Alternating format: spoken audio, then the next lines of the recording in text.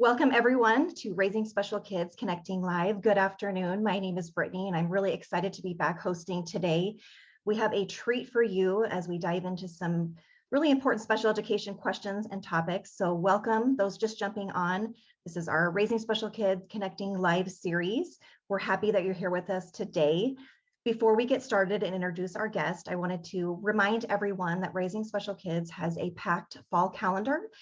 All of our trainings are up for the most part. We have virtual offerings on all different topics. We will discuss some of those today, but some of the topics include, of course, IEP, 504 plans, positive behavior support, legal options, high school transition, and more. So definitely encourage you all to check that out. Without further ado, I'm going to go ahead and introduce our guest. We have our Raising Special Kids Education Systems Administrator, Kathy Gray Mangerson, here today. Welcome, Kathy. We're so glad that you could be here. Thank you very much for asking me. I'm really happy to be here. Thank you. So let's just dive in. Kathy, as you know, we get calls every day, all day with special education questions at Raising Special Kids. And so we felt it pertinent and helpful to gather questions that we've been hearing from families and address them on our Facebook Live for you to share with our community. So if it's okay with you, I'm just going to start reading them off and we could tackle these questions. Absolutely. Great. So has anything changed about the special education process in this pandemic? No, there are no waivers to the Individuals with Disabilities Education Act. It's been around for 45 years. So none of the timelines have changed. Nothing within it has changed. But what seems like it's changing is that we're taking this 45-year-old law and we have to meld it with a pandemic that's changing by the day and then add in any executive orders that our governor is putting in place. So between the three of them, it seems like lots have changed in special ed. But as far as the law goes and as far as all those timelines into the Individuals with Disabilities Education Act, it has not changed. And if I could give one word of advice to the parents who are listening, is that we are in a new normal. So this school year is going to look different than last school year, but it's not going to look like it was pre-COVID. So I know we all have quarantine fatigue and COVID fatigue and everything else, but whatever you can do this year to try to be as flexible and willing to work with your special ed team, because I know they're trying to do the same thing. And everybody across the whole chain, parents, students, everybody at school is doing the best they can. But do not anticipate this year to be like pre-COVID. It's going to be something different. And we're not sure what that is because it's changing all the time. Very true. 18 months in, we applaud you families for hanging in there and supporting your children.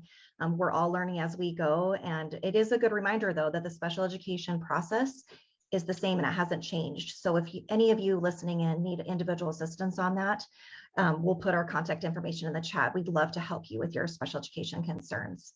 So speaking of evaluations, because that's a common question we have, if I was a parent who was concerned about my child and thought maybe they had a learning disability or needed some extra support at school, and I decided I wanted to request that they be evaluated for special education, what does that look like? I'm gonna ask you that first, and then I have a second part to that question.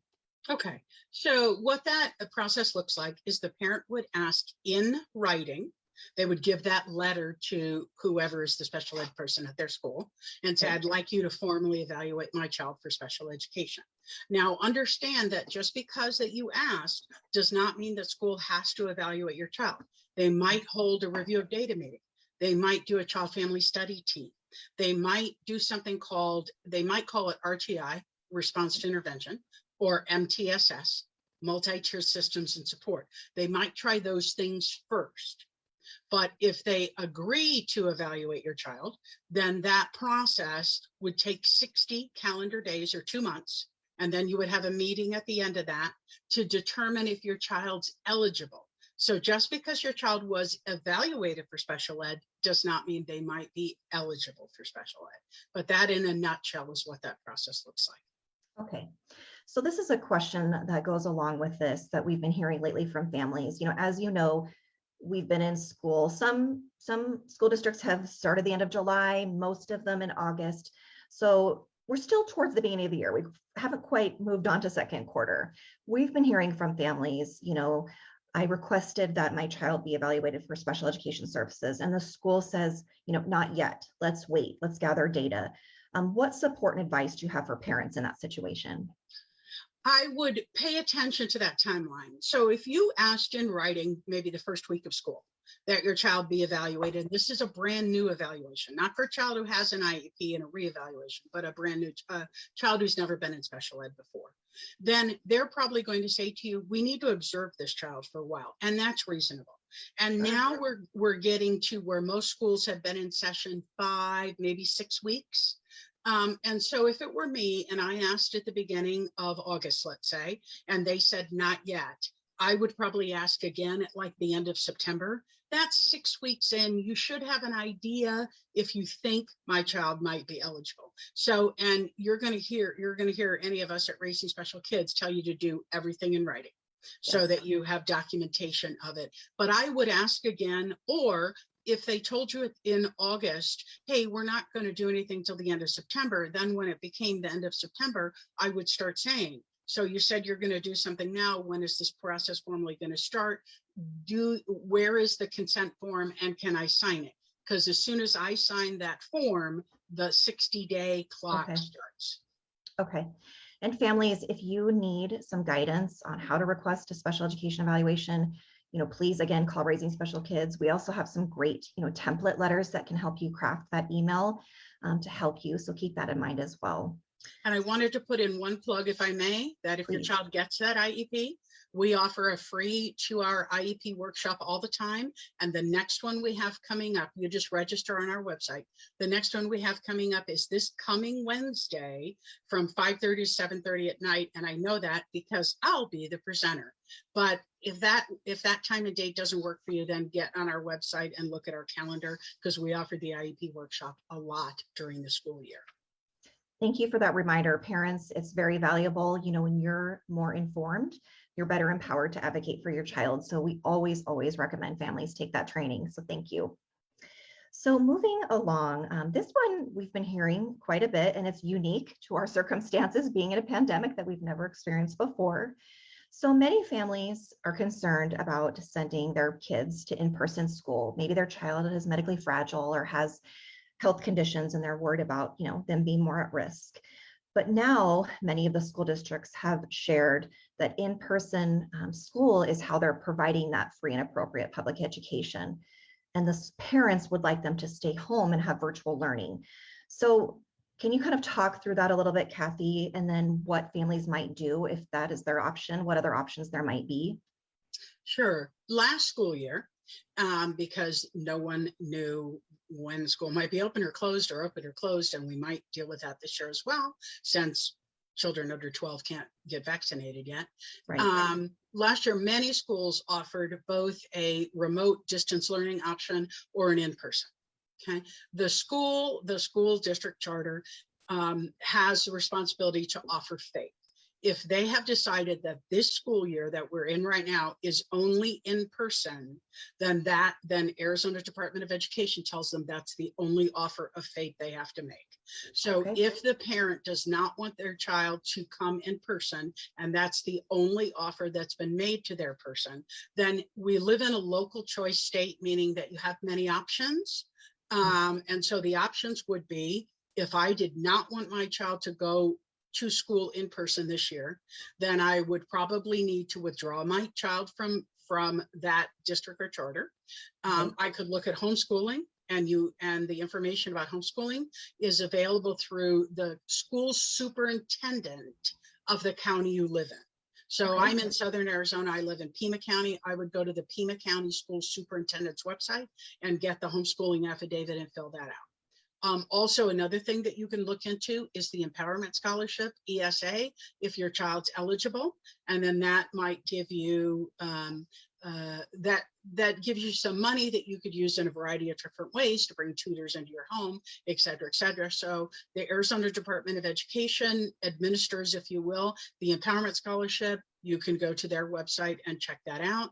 Also, there are within the state, and we've had this for over 20 years, long before COVID, we have many charters that are only online schools. They've never had a brick and mortar school. So you can check out an online charter school. So it's free. It's just that they work with the child through the computer and always have long before COVID. So those are some of the options that you have. Thank you. So parents, you do have options. And if you need help navigating that, definitely, again, I'm going to say it many times during this Facebook Live, please call us because we can help you and explain some of these options and application and all of that too. So thank you. And just as a reminder, I am keeping an eye on the chat. If anybody listening has a special education question that's relevant to what we're talking about, please comment. We'd love to hear from our audience and we can try to answer those for you. So moving on, another common concern for families, Kathy, as you know, this has been a stressful time, and many children with disabilities have behaviors related to their disability.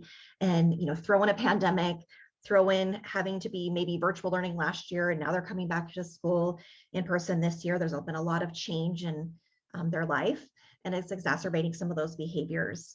So if my child is having increasing behaviors at school, what are some ways that the IEP team can support them? The first thing that I would do as a parent, if my child's disability was causing behavior issues, is I would ask in writing for what we call a functional behavioral assessment, or an FBA, Okay. Which then gets turned into a BIP, which is behavior intervention plan. So the first thing that the school would do is gather data, and how they gather the data is they follow the child around for a couple of different weeks, like a Monday morning and a Wednesday afternoon and a Friday at lunch and things like that. And they just write down the data, because when we get several weeks of data, then we can analyze it for patterns. What are the triggers? What is causing this child to act out? And then once we have those triggers, then we can put a behavior intervention plan in place to either avoid those triggers, or to have a plan of, if all of a sudden the child is triggered, what are we going to do in this situation? But I would not hide that my child's disability causes behavior issues, and I would deal with it. Maybe we need a behavior log. Maybe it's that simple that the teacher fills it out every day and it comes in the backpack.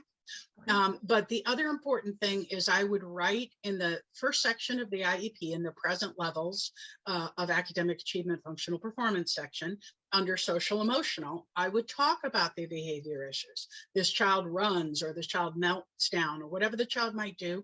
And then I would strongly recommend that you have a goal about behavior. Working with the child, teaching them some strategies and those kinds of things.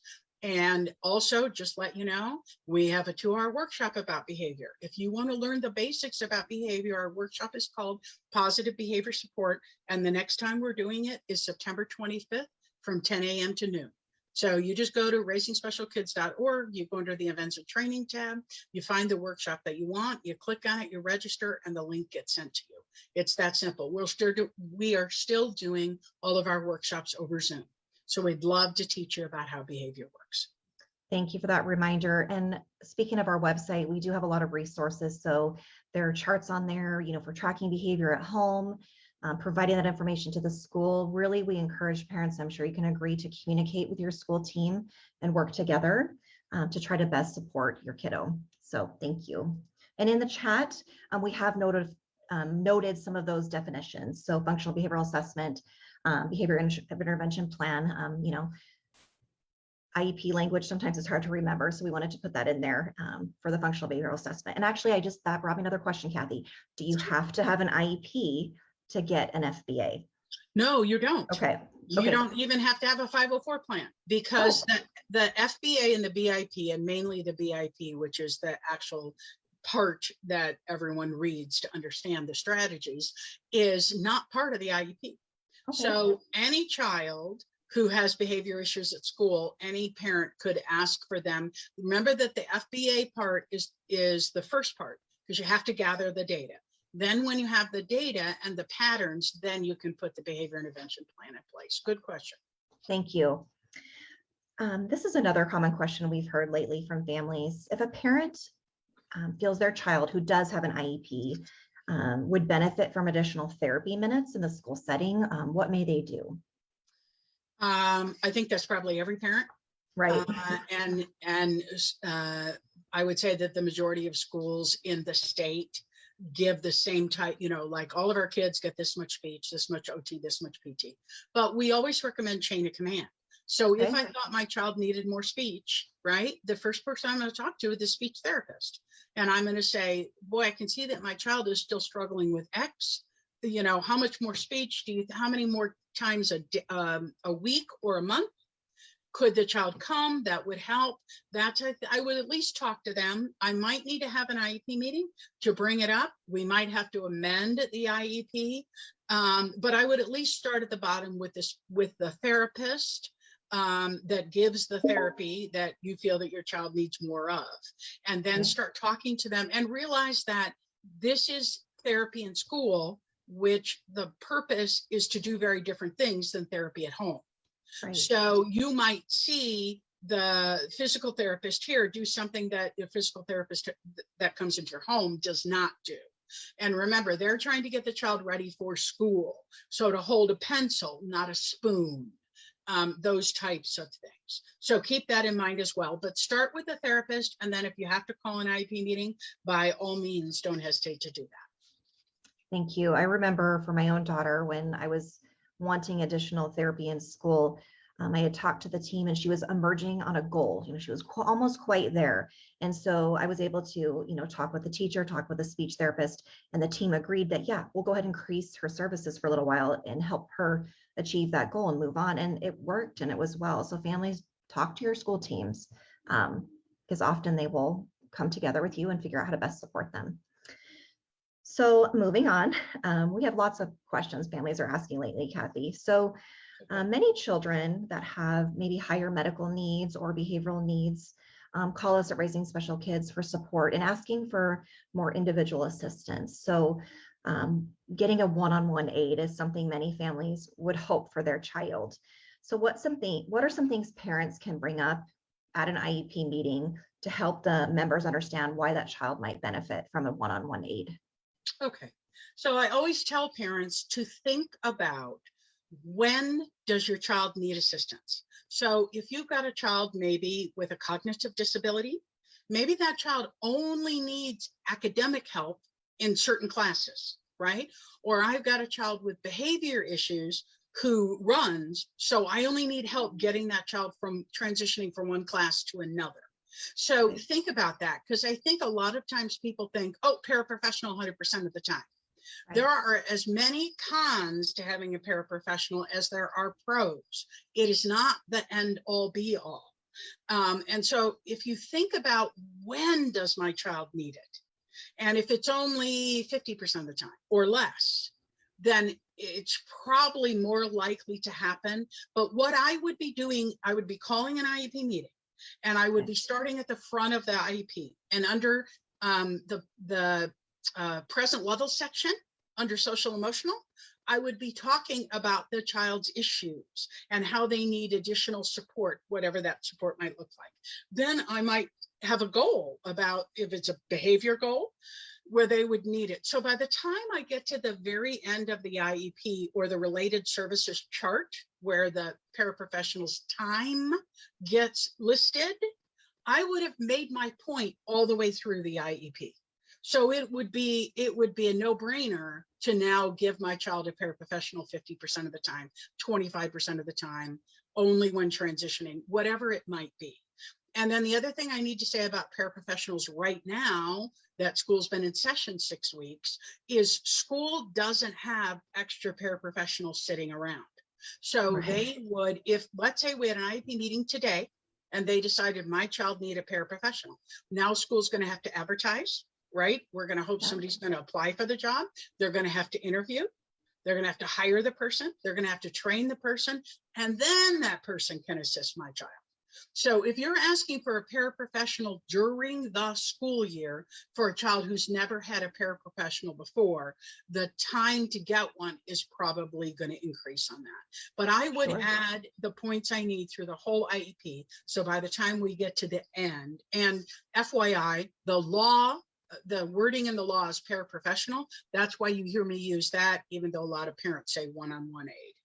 Thank you for that clarification. And we did note that in the chat, the technical term for one-on-one aid is paraprofessional. And that is such good advice, Kathy. You know, a lot of families, and myself included, understandably have kiddos that maybe can't communicate their needs as well, or worried about some medical issues or behaviors, and it would make the parent, you know, feel better to have a paraprofessional support. But in order to justify that kind of support, it sounds like the parent needs to make it clear how that individual would be supporting their child in the educational setting. Is that right? Yes, absolutely. And whether it's helping with academics or helping with behavior or both, because usually academics and or behavior are the two main issues that paraprofessionals assist with. Okay. But you need to make that point, and you need to make that point starting at the beginning of the IEP.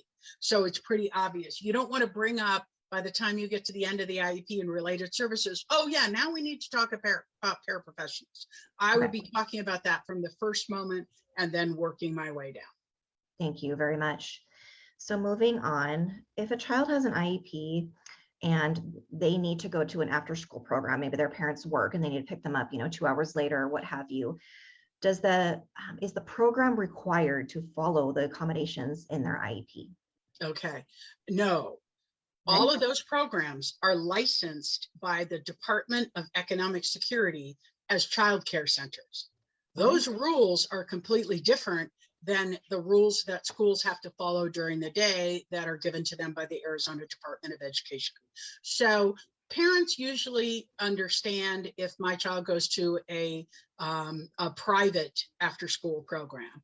Where they get a little confused is when there's an after school program right at my child's school, and it's run by the district. All right. Do not assume that program is just going to follow the IEP. There are some additional complicated rules I'm not going to talk to, where some might and some might not, based on some grants they have. So what I would do as a parent, and my child did need an after school program that was at school, is I would walk in before I enrolled them and I would ask my series of questions. All right, in my case, my child has a learning disability. He needs additional assistance to get his homework done. So he needs somebody to help him with reading and writing. What kind of help can you give? Now, a lot of them say they give academic support. What does that mean? Okay, is that they take a group of 10 kids? Well, that's not going to help my child.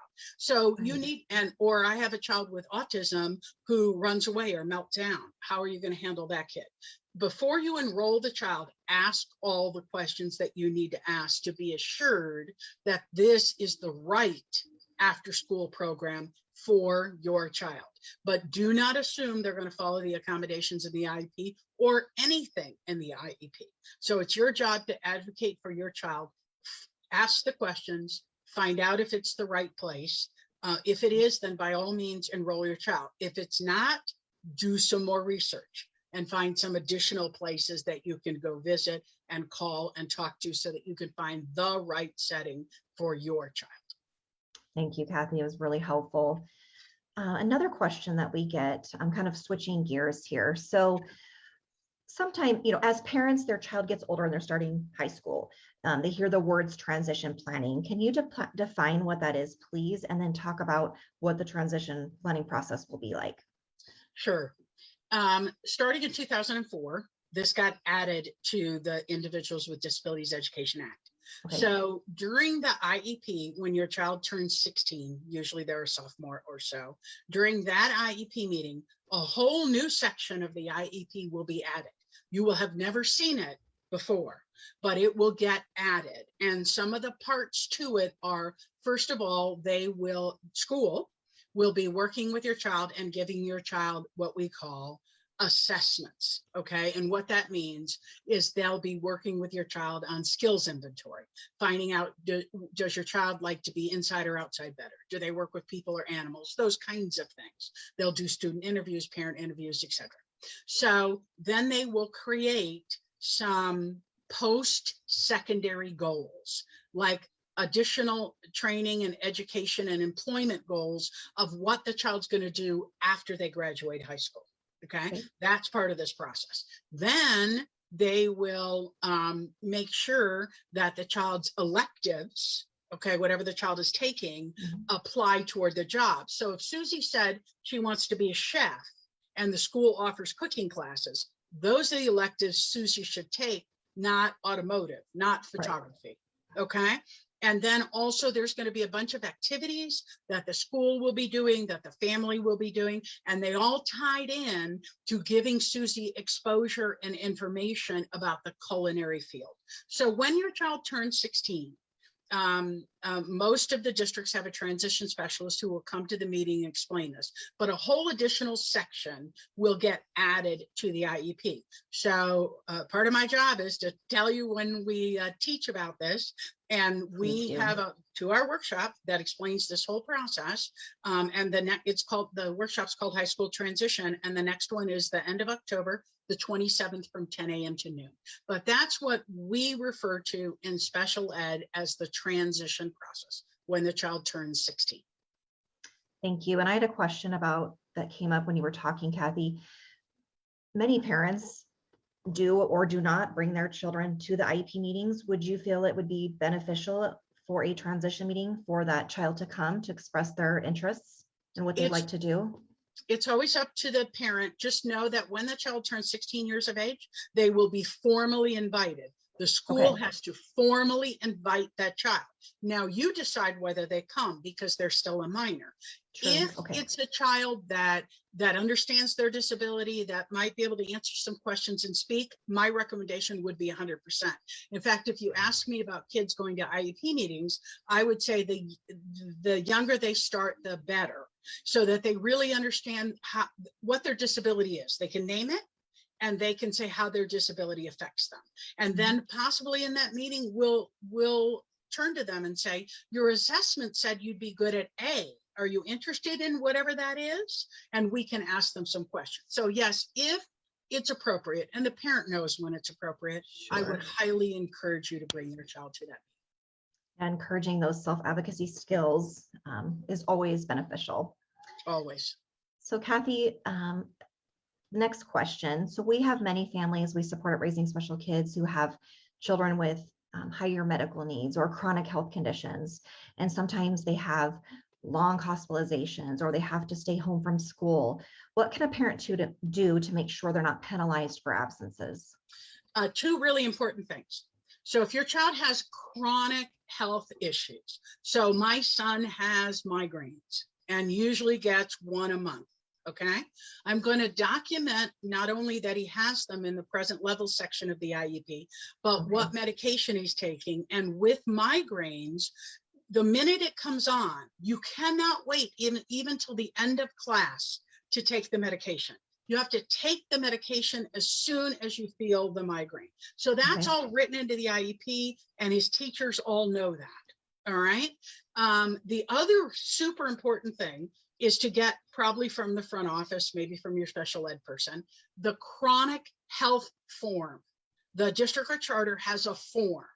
You take the form to your child's doctor, who fills it out and signs it. You bring it back, and that gets filed at school. And the reason these are so critical is we have a law in the state of Arizona that if any child with an IEP or not has 10 unexcused absences in a school year, the school can withdraw them, drop them. So what we want to document with our kids that have lots of issues, or they're in the hospital a lot, or something like that, is it's documented in the IEP. We have a chronic health form filled out. And then very importantly, let's say your child's going to be in the hospital for over a month. All right. You want to let the registrar know, and you want to let special ed know.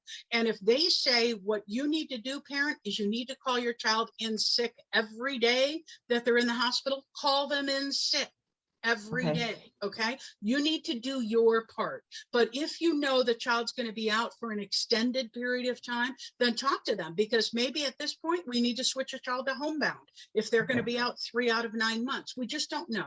So keep the registrar and special ed involved, and make sure that whatever the chronic issue is, the hospitalization, whatever, it's documented in the IEP, and you have the chronic health form filled out by your doctor. Thank you. And Kathy, is that something they have to renew annually, that form? Yes, absolutely. I would do that. I would get Okay. a new form every year because a lot may have changed. Maybe the Sure. last surgery helped the child and now they no longer have a certain issue, or they won't be out as long because of whatever got done. So yes, I would fill out that chronic health form, get my doctor to fill it out. The doctor fills it out and signs it, and then you return it to the school so it's on file. Okay. So related to this, for a child that had an extensive hospitalization or has missed a lot of school, they're not yet on homebound placement. And we can, if you needed to have individual assistance on that, that's a whole nother topic. We'd love to help you with that. What can the parent reasonably expect, to help that child catch up? If your child's it's school's in session for the whole month of October, knock on wood, someone's child is in the hospital for a month. What education can be happening, and can does the parent expect the school to help them, make up work? That's a common question that we get. And a lot of that depends on the child and the surgery and what the doctor says, right? If the doctor says, no, this child is not well enough to do any kind of academic help, then everything's on hold. But I would keep special ed really involved. Okay. And could they maybe, now that that school has this ability to do this, could the child be on Zoom for an hour a day or half an hour a day? Or could we send additional worksheets home? Or are we not going to worry about that month? So that IEP team is really going to make a decision based on what physically is going on with that child. And that child's doctor may be real involved to say, no, I don't want this child doing any academics. Then once the doctor says the child's well enough to go back to school in whichever form, then how do we catch the child up? Those are going to be individual decisions. Okay. Do we need to do tutoring? Is it best to just retain this child and have them repeat this grade next year? There's so many different options with that, but you really need to keep school involved every step of the way, because unfortunately we know that just because we had a plan when we went into the hospital does not mean that that plan stayed that way. And so please let special ed know what's happening with the child. And, we plan for the child to be out for a month. Now they have to be out 2 months, that kind of thing. Thank you, Kathy. And it's best practice, parents, to communicate with your child's school. They want to help them. They understand if they're having a health crisis, and they want to help them get back to where they need to be. So please communicate and call us for help. Transitioning onto a new question, definitely relevant for the times we're in right now. So mental health. We know that many people, children and adults, have struggled with their mental health during this past year and a half. It's been hard on us for many reasons. And unfortunately, it's affecting our teens and often children with disabilities. So if my child is going through this, what are some ways that the school can support them? So first of all, I would be talking to the school about what services they're offering. This morning, I was on a meeting with, probably about 20 special ed directors. And every single special ed director said that they're calling it SEL, social emotional learning. Every single one is concerned about it. Every single one is putting programs in place, and every single one is doing something different. So you really need to talk to your child's school. What are we doing here? Can my child get in to see a social worker or a counselor physically here? Are you delivering classes about this to the kids? Are you doing it at assembly? Find out, because it's different school by school, district by district. Some districts in elementary are doing one thing, but in high school, they're doing something else. So talk to your child's school about what help is available here. Then we also want to talk to you outside of school. And not a lot of parents know how to get, if we need family counseling, if we need child counseling. So if you have, for example, insurance through your employer, right? Get in touch with that insurance company and ask them, do you have an EAP, an employee assistance plan? Many of the major providers, Blue Cross, United Healthcare, et cetera, they deal with the physical health, and then they contract with a company that deals with the behavioral health, mental health. And so you would call that company and you could get appointments with counselors and things like that. If you're on Access, then flip your Access card around. Sometimes on the back of the card, it lists who the behavioral health provider is. If it doesn't, then call Access and ask to be assigned to a behavioral health agency. All of it is still free, and then call that agency and make the appointments that you might need for counseling for yourself, for your child, or whatever. And then if you don't have insurance in the state of Arizona, or you don't want to use your health insurance, because remember, whether it's an EAP plan or a behavioral health agency, all that information is confidential. Your medical health provider won't know that you use their services. But in the state of Arizona, we have an organization called Resilient Arizona Crisis Counseling, and they help you recover from the psychological effects of the coronavirus pandemic. So we're going to put their phone number in the chat. You can dial 211 or an 877 number, and their web address, and you can get counseling through them on the phone or online. So those are, though we wanted to share those ways with you because it's so important for us that you take care of yourself and your family and your children, and do what you need to do to try to get through the next however many months we are going to have this virus with us. So true. And, you know, Kathy, I noticed personally that many of the schools, this is a topic that they're addressing and they're aware of. You know, my high schoolers, they have part of their day, they're learning some curriculum that's geared towards supporting teens with mental health, and it's embedded in their school day. And I love it. And we've had some good conversations from it. And I feel that many districts are trying to incorporate that support because they know it's a need right now. If you need any resources, certainly we're not medical professionals at Raising Special Kids, but we can connect you with some of these organizations, provide that information. So please reach out to us. So wrapping things up, lastly, there is a term that most parents probably heard for the first time this past year, Kathy. What is compensatory education and why is it important for us as parents to know about it? All right, so compensatory education is something pre-COVID meant that the school did something wrong. Now, obviously during COVID, that's no one's fault. So sometimes you might hear it referred to as COVID recovery services. It does not matter what it's called. The purpose of compensatory education is to put your child back where they were academically before school closed. That's the purpose. Okay. And it's only available for children who have IEPs. So if you feel that when school was closed, that your child was denied FAPE, then the first thing you want to do is contact the special ed person at your child's school and say, you know, I believe that my child is eligible for compensatory education. What are you doing? Because everybody's doing something different, just like the social emotional learning. What are you doing? Some districts offered stuff over this past summer. Some might be doing it during breaks. They might bring tutors in after school. It doesn't matter what it looks like, okay? But there's some important points to know.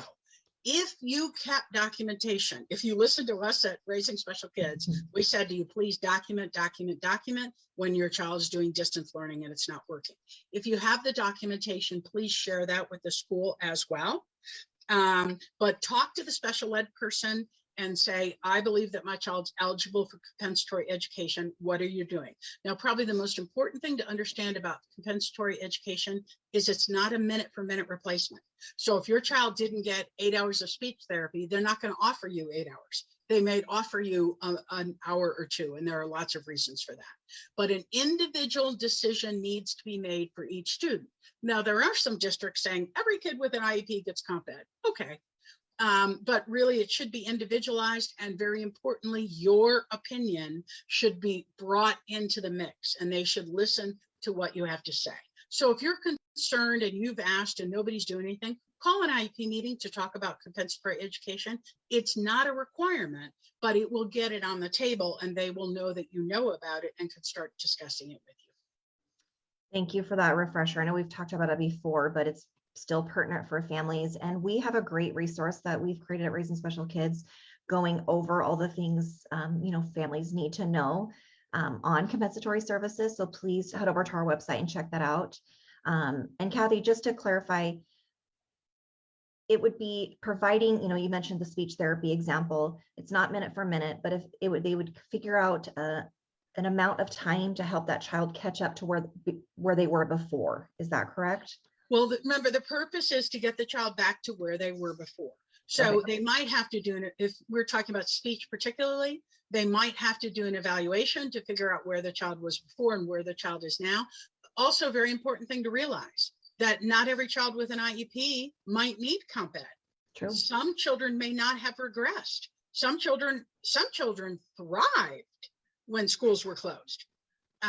So it's an individual child by child decision, and how they're going to go about it and what options they're going to give and how they're going to implement it is going to differ school to school. So you have to start the conversation there. Okay, and Kathy, we did have a question pertaining to this topic in the chat. If a child was in a district and then he moved during the pandemic, who would be responsible for providing those compensatory services if it's determined they need it? Excellent question. It would be the district you moved from, not the current district you're in. So it was when the child was in whatever district they were in that they were denied FAPE. So you would have to go back to the old district that you felt your child was denied FAPE when school was closed, and they would be responsible for providing compensatory education. Okay, thank you. I learned something new on that today too. Thank you for addressing that. Absolutely. We have tackled a lot of important topics today, Kathy. These are questions we're hearing all the time, and it's pressing and valuable, and families want answers to them. So thank you for coming today, giving us some advice and answering these questions that families are asking all of us at Raising Special Kids. We're very grateful for your time. We know you're very busy supporting all of us here and doing what you do for Raising Special Kids. So thank you for attending with us today. Thanks for having me. Yes, and families, we did have a couple other questions pop up in the chat that are very individual. We want to assist you. So please go on our website and fill that referral form. Call us at Raising Special Kids. Our number is 602-242-4366. And we can definitely go over those individual things you need help with for your own child. Kathy, I am getting some thank yous from families listening. I learned a lot today, and I know everyone else did. Thank you, everyone, for joining us today. Stay tuned for our Connecting Live topic for October. Follow us on our social media platforms. We will be announcing that soon. Sign up for one of our trainings. We mentioned many today that would be very helpful for you as parents. And just know we're here for you. And for that, we hope everyone has a great weekend. See you next time.